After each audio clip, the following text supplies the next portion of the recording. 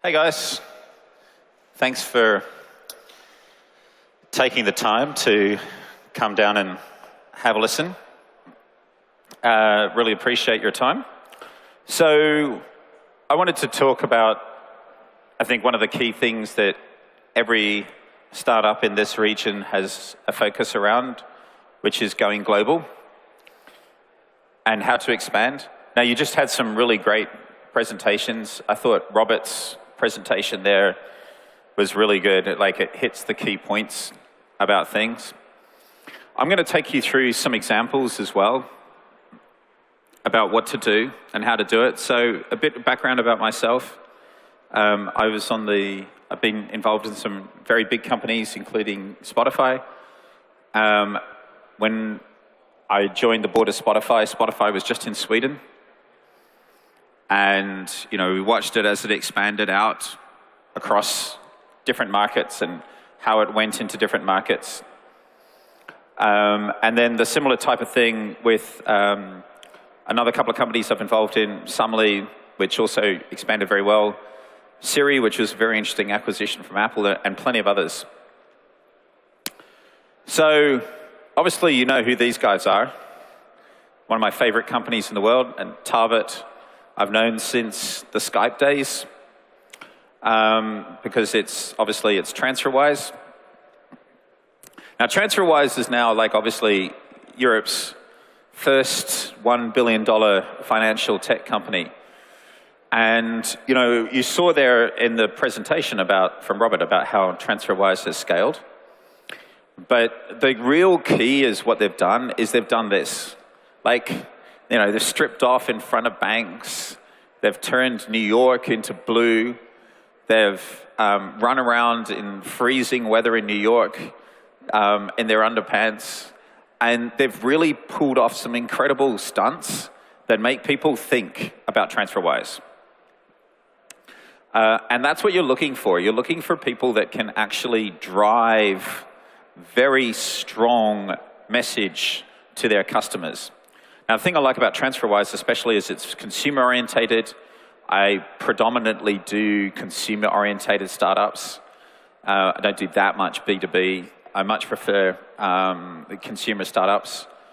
Very much like the previous speakers, you invest in companies that either go like this or die, but not really in companies that do this. So you're very much, most investors want to see this.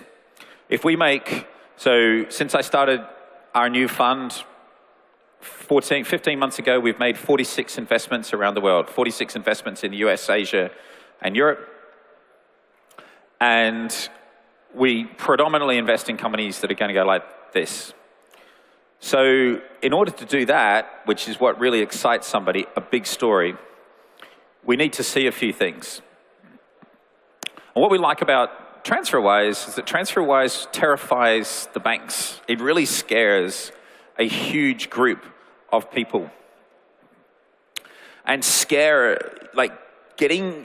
a company that can scare the big companies is what you want. Spotify was brilliant because Spotify scared the music labels. The music labels decided they had to invest in Spotify in order to sort that problem out, but it scared them.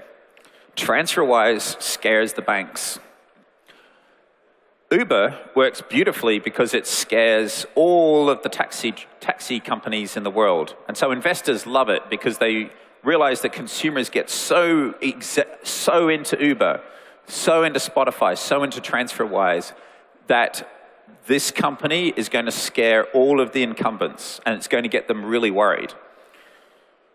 So when you're thinking about that, when you're putting your pitch together, that's really key, is to say to someone how I'm going to make the competition around me, the guys I'm going to disrupt, how I'm going to scare them, how I'm going to make them worried, how I'm going to sweat them. So does anyone, this is actually a really interesting picture. I was just about to ask. So this is the world's first digital camera. Does anyone know who invented it? It's Kodak, right? So Kodak, which is now almost finished, invented the digital camera. And it's incredibly interesting how they, as a company, were not able to understand the innovation that they had and how it was going to disrupt them. And one of the things we like is companies that, as they grow and grow, they continually look at competition. So Spotify is now a very, very big company, but it continually looks at the new startups in the music space, and it watches them and says, right, is this something we're going to buy and take out, or is this something that we need to do ourselves? But it's continually innovating. So the best startups, again, are ones that are continually looking into the future and thinking, okay, how are we going to continue to disrupt and disrupt and disrupt? How do we, because Spotify is now a very big company. It's as big as Kodak was when it invented the digital camera. So someone is going to come in and try and disrupt Spotify, and they need to make sure that that doesn't happen. So that DNA needs to be built into the company from the start. So I'm just going to quickly talk a little bit about us as Sparklabs. So Sparklabs, we started as an accelerator in Korea. We're now the biggest in Asia. We've now actually done 46 companies. We have different things. We specialize predominantly in IoT and health. But the most important thing is that we focus very, very heavily on funding for our companies afterwards. And then we have Sparklabs Global, which is a separate company, which is a global fund. And the same partners own the accelerator and own the fund. And we are based in San Francisco, in Korea, Singapore, Tel Aviv, and London. And our job is that we help companies scale. Like, our job is to help our investments go global. We've now invested actually in 16 companies, and globally we were the 16th most active seed stage fund in the world last year. So I'll just quickly go through this. So the key thing is also trends. You've got to, as a company, I want to start with trends. In Europe, we do a lot of FinTech, but we only do it in London. And the reason we only do it in London is because London has so much money that's involved in FinTech that and the banks are looking at companies that it's the best place to be based. So if you're a FinTech company, it's the most ideal place to move to right now is probably London. It's definitely better than New York, or you can go to San Francisco. But you've got to be where the money is. If you're in e-commerce right now, the biggest market in e-commerce is Asia. You obviously have the US, but Asia is growing so fast that top e-commerce companies are in Asia now. And you have startups in India, Southeast Asia, China, Korea, getting huge amounts of money for e-commerce. So e-commerce, if you're in an e-commerce business, you'd actually probably want to focus on Asia because it's new and it's growing so fast. While in the US, sure, there's a lot of e-commerce, but you have to compete with so many people. You have to have such high marketing costs that you need to think about that. So the other thing to think about is that the competition from entrepreneurs is getting younger and younger. At my previous firm, we invested in Nick Delosio. So Nick was 15 when we found him in his bedroom in Wimbledon, in London. And he'd never told his parents. He'd already, at 13, already written a couple of programs. He'd made $30,000. And so with $30,000, he had this idea about, he wanted to summarize text. Because he's 15 and he doesn't have time to read a lot of text. So he wanted to find a way with artificial intelligence and machine learning to summarize it. So with his $30,000 that he'd earned from his previous companies, of course, like every other 15-year-old, he goes and hires 2 AI researchers in Israel and then professor in MIT to do his work for him. Now, he'd never left his bedroom in Wimbledon when he was doing this. He just went to the research papers in summarization, looked at who had written the best research papers, contacted them, and they just said yes or no. Enough people said yes, and he got it. And the first time he told his parents what he was doing was because he had to tell them, because the eighth richest man in the world, who I used to work for at Li Ka-shing, was putting $300,000 into his company. And his mum needed to open up a bank account. So, and that was the first time he'd told them what he was doing. Now, we needed to take Nick and we needed to scale him globally. We needed to scale the idea. We had a unique problem, is that Nick was still at school. So Nick couldn't work between 9 and 4 o'clock. He could only work after 4 o'clock. So we had to think about how we were going to take his idea and scale it globally. So what we did is we got investors all around the world. We had Ashton Kutcher in Los Angeles. We had Rupert Murdoch in New York. We had Mark Pincus, the founder of Zinger in the Valley. And we had just a whole group of investors which had very big names attached to them. So that when Nick launched the product, it just went boom. Everybody was talking about it, everything excited about it. And 12 months later, at the age of 17, he sold it to Yahoo for $30 million. And we'd only done one investment round, so everybody made a lot of money. The thing with that was that it was extremely important to show how important it is to get people supporting you around the world in different locations. Like, the value of talking to people and having investors from different markets is incredibly valuable. As a startup, if you've come along to me and said, hey, look, I've got an angel here, and I've got an angel in Sweden, I've got an angel in the UK, I've got a seed investor in Germany or something, it shows to me that you've managed to persuade a group of people that your idea is international. That's very important to me. If you come along and say, hey, look, I've got a group of angel investors from Lithuania, I'm like, that's kind of cool, but that's not good enough for me. So the people that get out and hustle and find and hustle and hustle and hustle around the world are the ones that I really like. And that's what most investors like as well. They want to see people with the drive to just go out there and find people. The other guy that I like a lot is a kid called Eric Finman, who's also 15 in Silicon Valley. And Eric, at the age of 11, borrowed $1,000 off his grandma and bought Bitcoin when it was $9. And then sold it when it was $600. And of course, so he had quite a bit of money, and then decides to move to the Valley on his own. At the age of 15, he left his parents in Idaho and went to the Valley on his own and did a startup, which has now become very successful at the age of 16. So just to make the point, this is what you're competing with. You're competing with kids out there, and young and 20-somethings, of course, who are pushing the envelope. They will stop at nothing to succeed. They will push, push, push, and they will go everywhere. Nick, from Sumley, so when Nick would make 20 phone calls, 18 people would probably tell him to go away, and 2 people said yes. Some people told him to go away in a very nasty way. Nick didn't care less.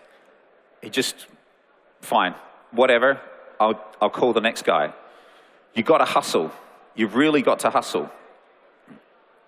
The other trend that I think is really relevant to Eastern Europe and to the Baltics is security. The one thing, if you think about us overseas, why would we, as US investors, UK investors, Asian investors, why would we invest in the Baltics? We're going to invest if there's something really special with a skill set that's really strong, and that you know the companies are going to be able to find other talent. And security is definitely interesting. We know there's a lot of hackers all the way through Eastern Europe. We know there's some extremely good coders.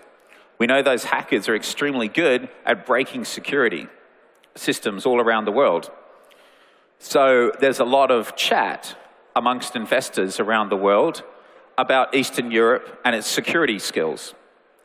So if you're a security-based startup and you are either protecting systems, understanding how to secure systems, doing bank-level security, etc. This company is in Sweden, which I invested in, called Castle. That's what we would like. So you've got to tap into the trend. You've got to tell a story. If you're approaching an investor and say, hey, I'm a security company, I'm based in Eastern Europe. Where are most of the hackers in the world? Eastern Europe. Therefore, I've got this huge skill set that I can draw upon of developers. I'm going to go, yeah, actually, you're right. That's pretty damn cool. I get what you're doing. So you've got to tap into that. If I'm, it's the same story for an Israeli startup. If I'm a FinTech company in London, I go, hey, where's the most of the investments in FinTech in 2014? London. Where are all the banks? London. And you're going to go, yeah, that's pretty cool. I get that. I'm going to go for that. So you've got to think about tapping into an ecosystem and understanding how the ecosystem is so important to what you're trying to do. The other big trend, of course, is artificial intelligence. I've done a lot of artificial intelligence companies. I was on the board of Siri. In my previous firm, I found a company called DeepMind, which was sold, a big AI company, which was sold to Google for $400 million. AI is really, really important. And again, there's a really strong talent opportunity here in Eastern Europe because, let's face it, like if you've just done a university course, there are kind of four key things that you can do. One, you go into research and you develop your research further. The universities in the Baltics and Eastern Europe are very good. So, and there's a lot of good physics and maths courses. So we're going to say, yeah, we know that. That's really good. Two, you're going to go do a startup. Three, you can join a company. Or four, you leave and go overseas and do something. What we know is there's a lot of good developers, a lot of smart people and scientists doing PhDs in Eastern Europe and the Baltics. For us, though, we don't like investing in companies which are just technical founders. We want to see a business founder and a technical founder. So some of the smartest business people who are looking at startups now are going around universities and looking at tech in universities and going, wow, that's pretty cool. Why don't we do a startup together? I'm a business guy. You're a PhD. Let's join forces and do something. For me, that's really, really interesting. I can see a lot of startups out here which, frankly, are not that interesting. I went around, looked around, I was like, really? Like, most of these are copies or slight variations of things that are happening elsewhere in the world. I'm not going to invest in something that's happening elsewhere in the world in Lithuania. I'm going to invest in something in Lithuania that's got a really good, deep, something that is different, something that can scale, something that can really, it's very hard for people to come after you and copy you. So, a deep piece of tech together with a business thing works well. That's why Skype when Nicholas and Janis founded Skype, they went to Estonia.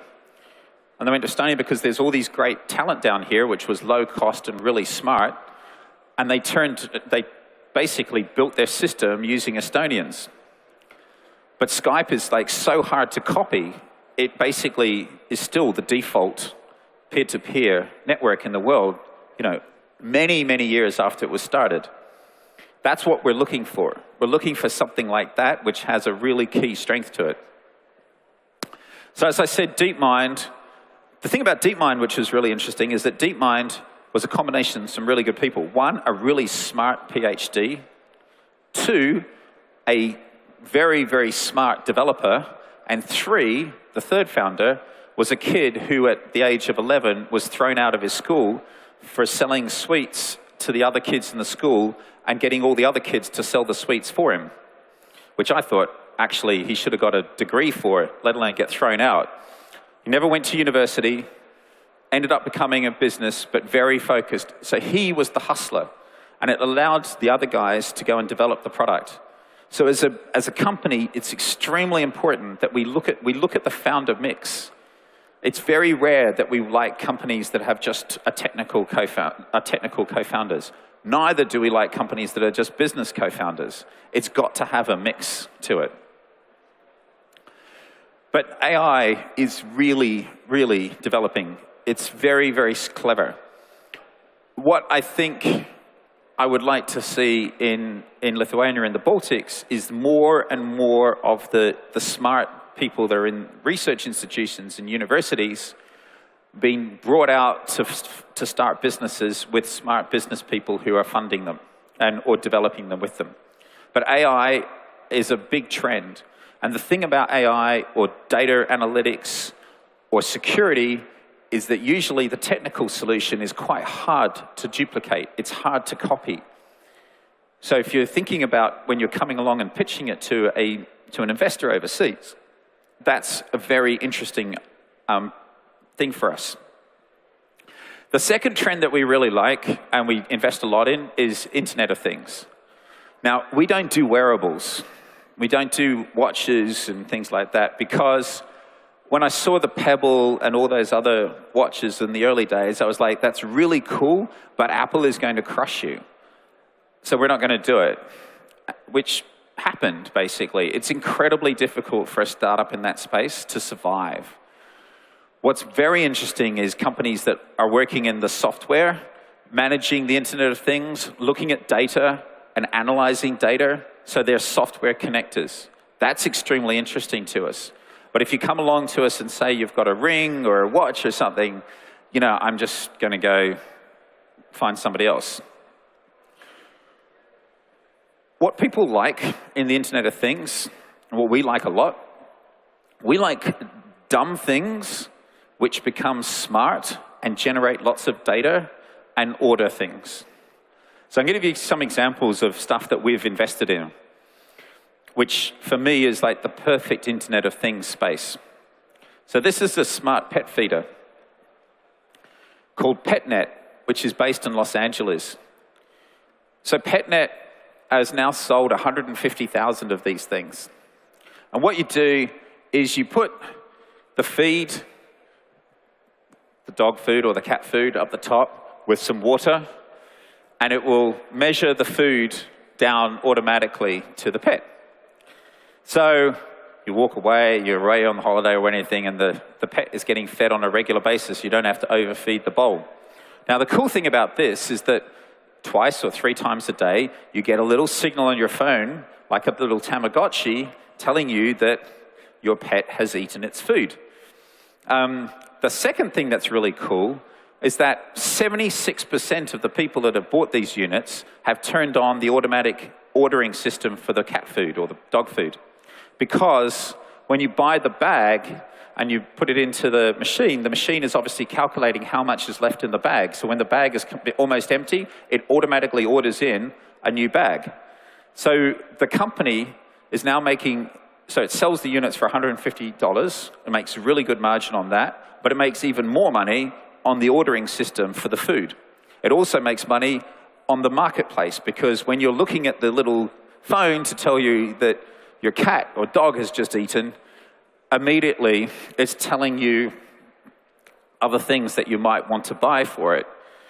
Now, these guys looked at their market and thought, where do we go?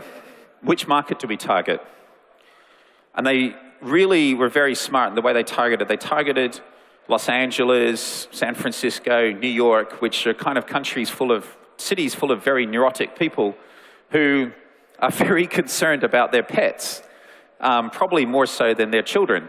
And so it's a great market where there's a huge amount of business and a lot of focus, but they really segmented. They looked at where are the most pets in the US, where do people buy huge amounts of food, huge amounts of accessories for their pets, and focused in on those markets and did really well. So they really researched before doing it.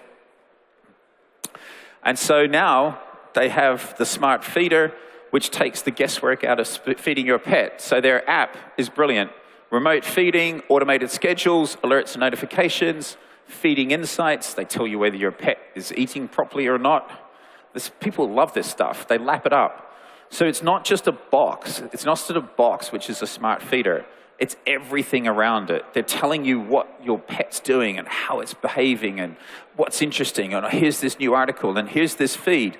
And the best thing, of course, is they say, well, you know, you're paying $50 a bag for this food, but this food's not really the best food. This food here is better, and it's $70, but it's a lot better. And so they constantly thinking about how they keep selling things. Now, the other one we did is Sutra. So Sutra is a great one. Sutra, young kid, his dad owned a lot of pool cleaning stores in Southern California.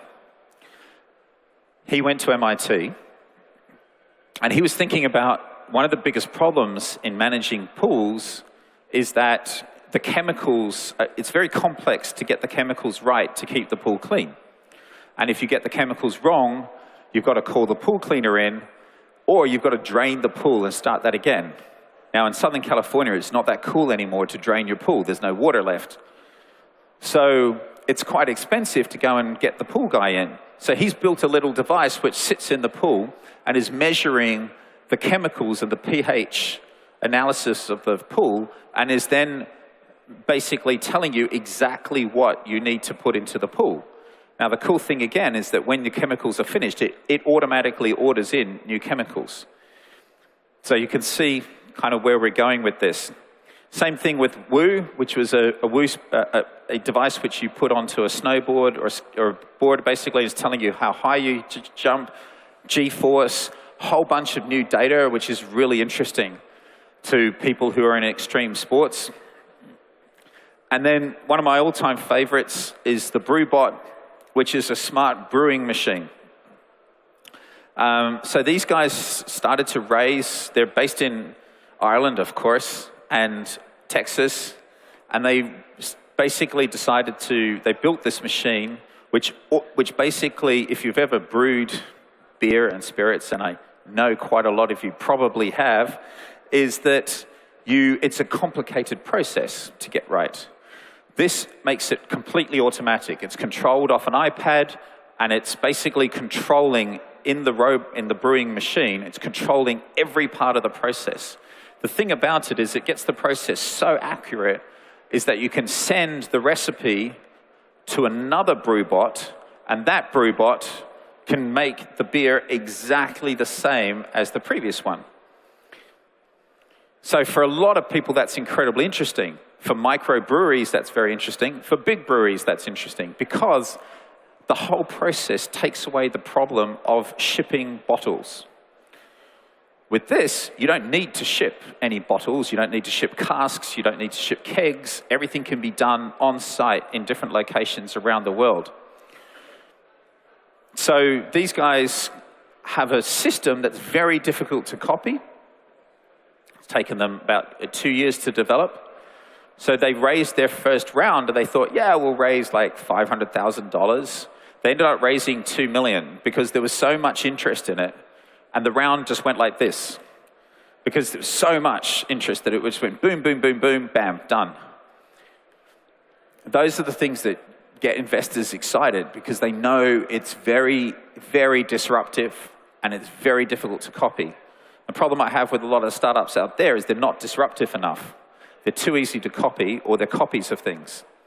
So, you know, what I'm hoping for in Lithuania is that there's more tapping into the technical talent to think about, like, what can we do from a deeper technology perspective that can make it much more differentiate in a lot better. A couple of years ago, I was sitting at a lunch with a guy called Steve Case. Now, Steve Case started a company called AOL, which obviously became an extremely big company, and he became extremely wealthy. And he's a very smart guy. And he was like, the next big things to get disrupted are the really big things. You know, we've done social, We've done disruption to certain industries, but the really big things are going to be the big 5 industries in the world, which is finance, health, education, transport, and energy. Those are going to be the things where I want to put my money. And of course, he was right, because Uber is now the biggest startup in the world, which is in transport. You have, in finance, you have extremely big companies growing very, very rapidly. Lending Club, TransferWise, Payoff, lots of companies that are growing incredibly fast in that space and getting very disruptive. Health is exactly the same. Startups in health are being bought, growing fast and getting bought very quickly. Education is a bit slower. The problem with education is that it's a very difficult market. And I think education is one that's going to take a longer time to go into. But the other market that's very interesting is energy. We see a lot of Internet of Things companies that are focused on energy. Energy solutions, identifying how to make energy more efficient, how to transport energy. So there's a lot of that. And the last one is construction. Construction is also becoming a very, very interesting one, where there's a lot of companies looking at putting sensors into construction, into buildings, so that the future, when this would be built in the future, it would have sensors all around it, which would be monitoring it, telling how the data is coming through it. And actually, there's companies that even look at putting sensors into how concrete is set, so that they measure concrete getting set. There's companies looking at down the line of factories and making optimization of factory lines. For us, that's really interesting. Coming into and looking at big, big ideas like that is what gets interesting. So when it comes to health and data, that's extremely interesting. We went into a company in FinTech called Payoff. Now, we went into that company in June last year. And at that time, the valuation was 40 million. They're now in the middle of closing their next round, which is a valuation of 500 million. So in 12 months, I've gone from 40 to 500 million. That's the type of thing I want to invest in. I don't want to invest in something that's going to go from 1 million to 2 million in a year. So again, you've got to be able to sell the story that's really, really big. This is the biggest bond manager in the world, a guy called Mohammed El Arian, who came into Payoff, brought $12 million into it. Now we have Ariana Huffington on the board. We have the founder of ING Direct on the board, top Goldman's guy on the board, and it's just growing very rapidly, very interesting.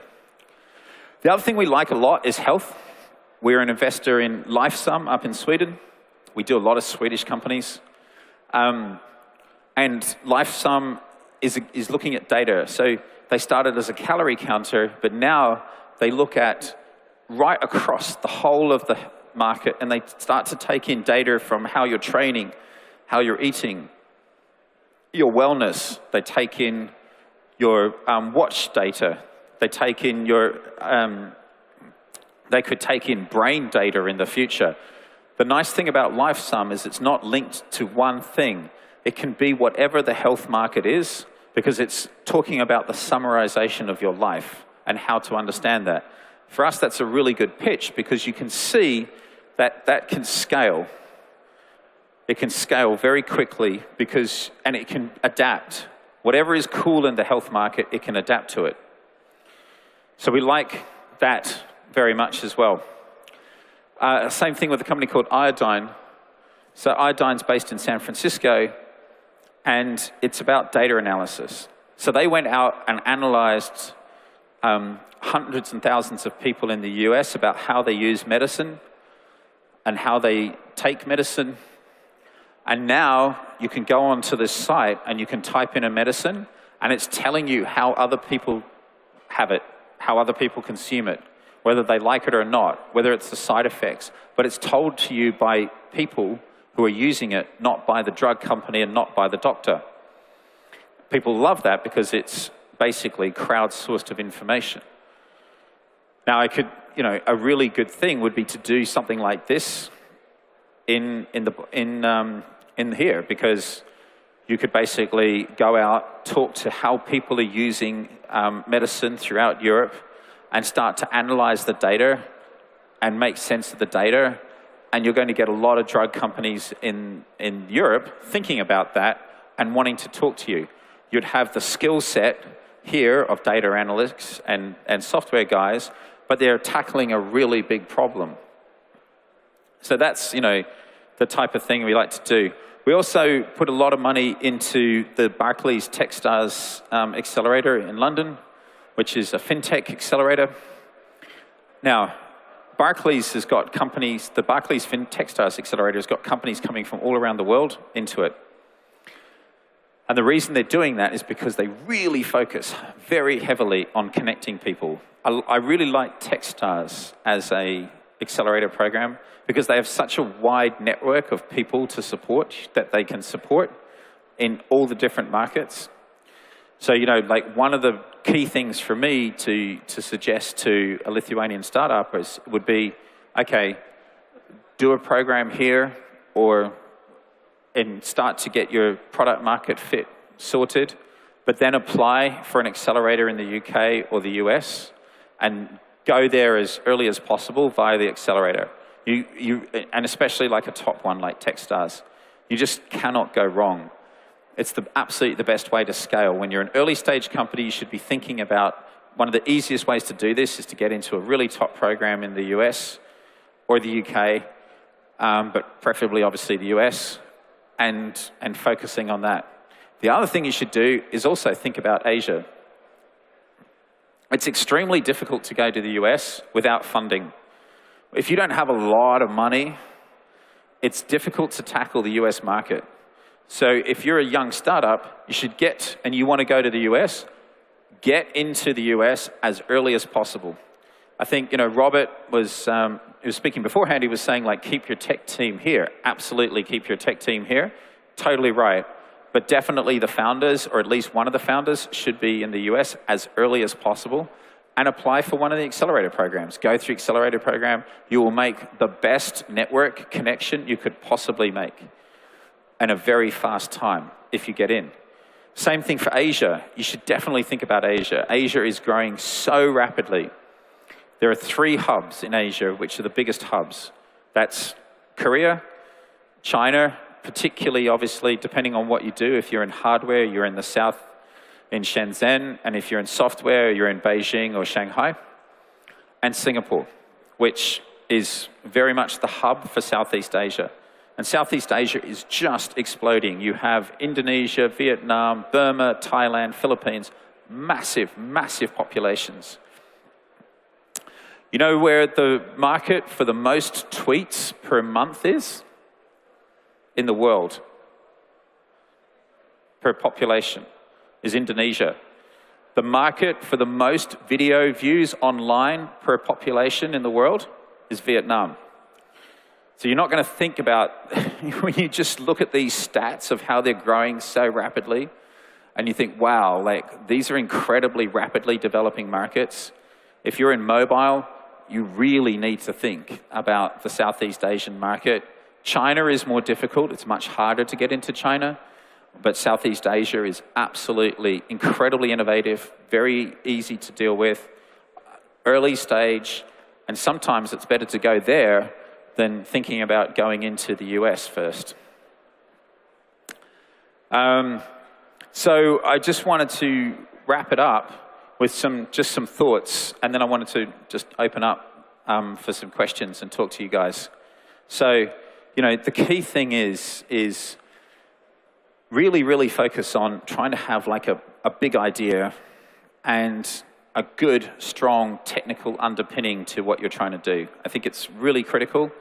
Think about, like, again, the ecosystem. The ecosystem here, I can understand a really good story around data analytics, security. I can, and artificial intelligence, anything like that that's got a deep tech, I can understand that. 4 of the companies out here are companies which help photographers connect to each other. I don't know why there's so many companies helping photographers connect to each other in Lithuania. I'm sure seems to be a lot of people taking photos in Lithuania. But those are not interesting companies, right? So I'm not going to invest in something that's a photo connecting photographers together. Because like, there's hundreds of those around the world. It's got to be something that's deeper and more special than that. You know, it's fine if you just want to do a little company here that grows a little bit. It's fine. But if you're going to go and approach an investor, you've got to understand what's behind it. The second thing I would say is do your research. You've really got to research why you want to do something, you know, and so, you know, I was talking to one of the startups out here, and they were like, yeah, we're going to go to the US. But they didn't really have a clear strategy about the US, and they had a lot of misunderstanding about what it would mean. And when I said, like, well, you know, one of you guys prepared to move to the US? Was like, yeah, maybe. And I was like, how are you going to do it then? Like, you know, you can't just try and do that from here. It doesn't work.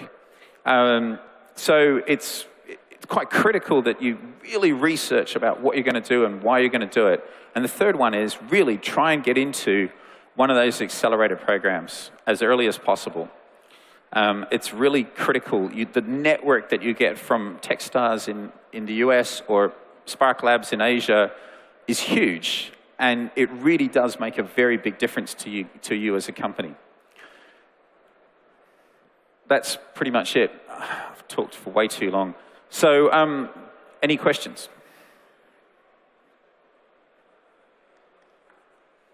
Thanks, dude. Thank you. But thanks very much. Any questions? Don't be shy. Don't be shy. There we go. There's one down the back.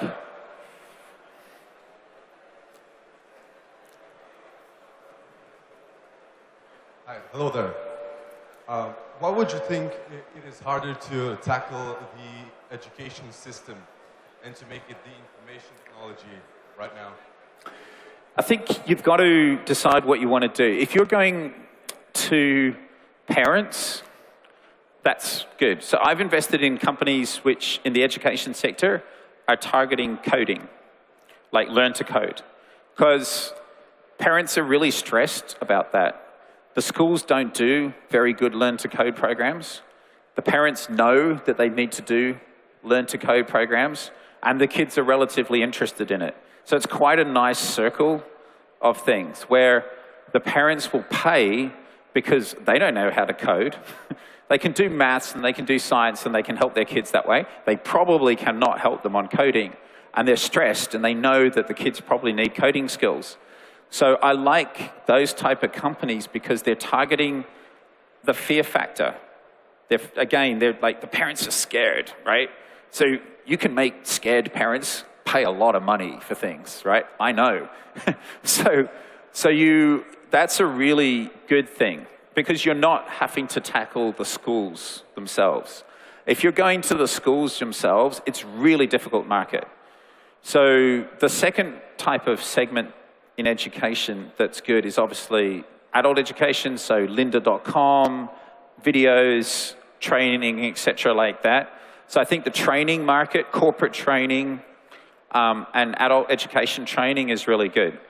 The other market that's really good is any app that targets the under 6 kids on iPad or iPhone because parents continually hand off the iPhone and they need new games for their kids. So I've got a company that does very well in that market. But the really difficult market is between 6 to 18 and targeting a school. That's really hard. So that's something that it's difficult because the change is so hard to do. So I think unless you've got something very different like Remind in the US. I was thinking about maybe merging the virtual reality, let's say, with education and make it more experiential and thus more engaging rather than school. Absolutely. I mean, that's a really good idea because you have Facebook, which has spent $2 billion on Oculus Rift and needs software. It needs programs for Oculus Rift. And one of their key things is education. They're focused on that.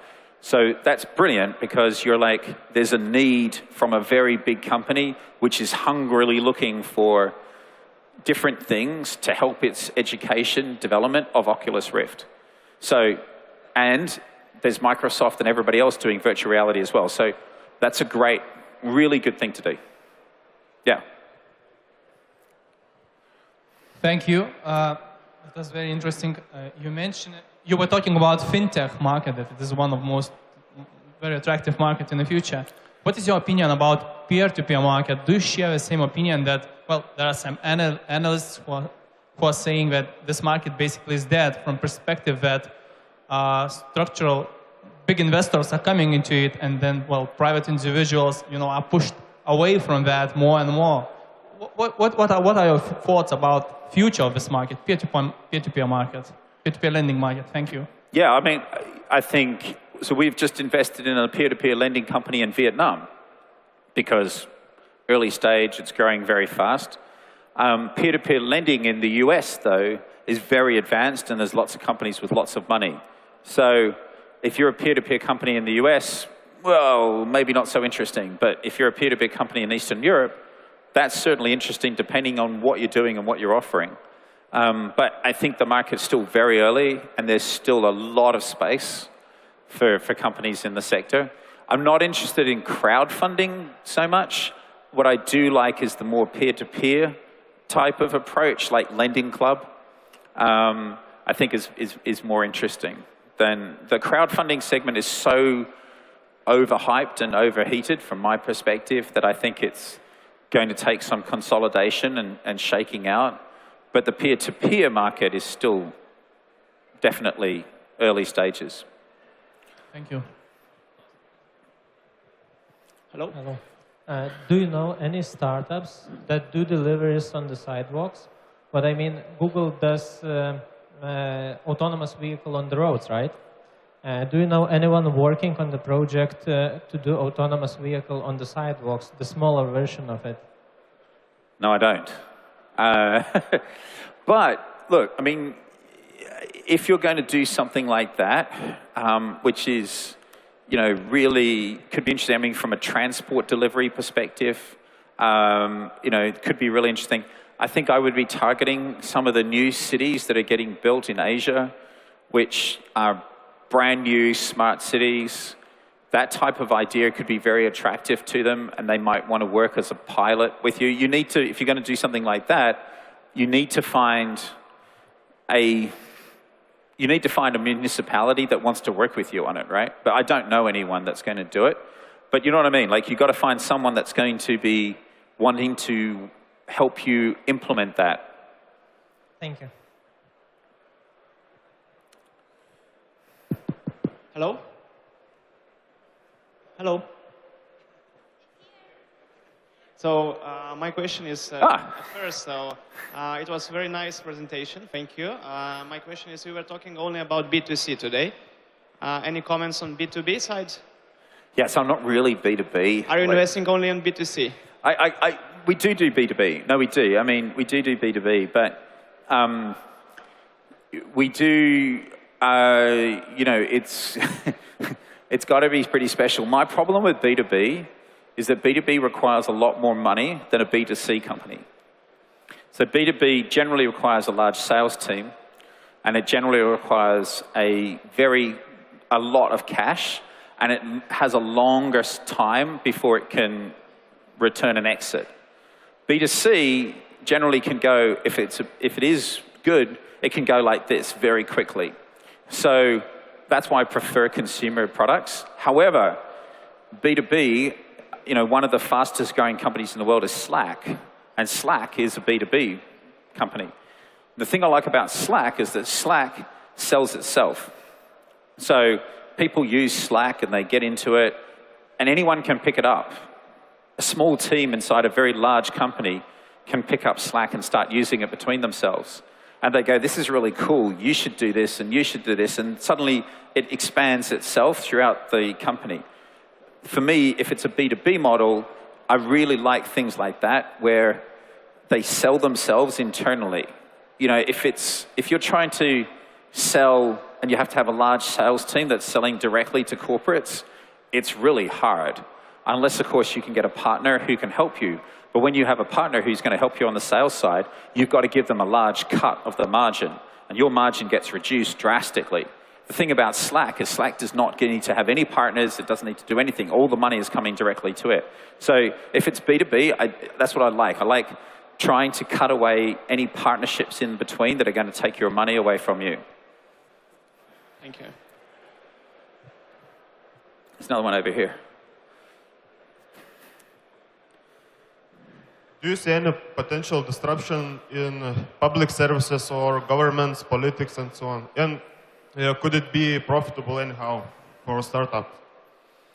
If you're in the US, yeah. So, you know, look, there's some companies in the US which are doing really well in the political sector because they analyze data, and there's so much money in politics that, you know, companies, you know, lobbyists, the parties, news firms, they all want to use the data and look at how the data is translated.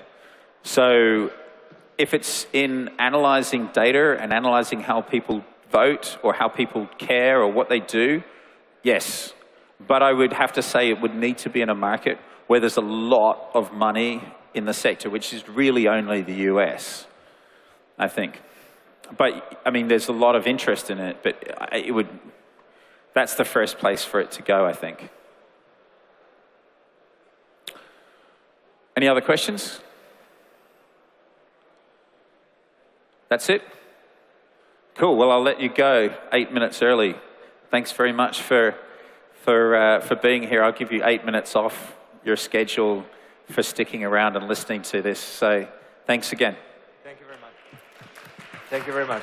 Thank you very Great. much, Frank.